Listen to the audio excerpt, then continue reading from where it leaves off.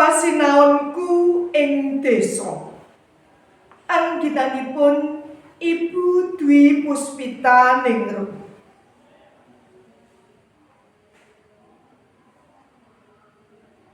Pasinaonku ing desa. Adoh reramen, adoh kutha. Papane mewah, mepet sawah. Sakubengku palawija jagung pari, tandurane amung tani.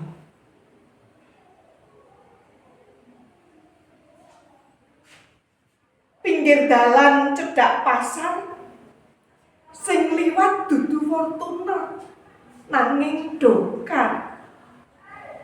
Jajanku cilok lan dawet, dudu chicken apa maneh burger. Nanging aja dumeh pasinaonku ing kampung. Internet aku tepung.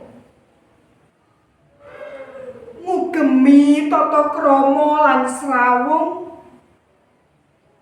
Ngajeni kanca, ngurmati dwija bapa biyung.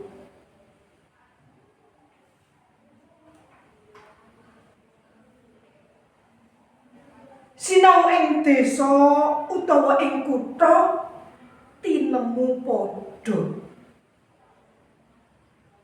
Gumantung tekad, niat lan manteping rasa.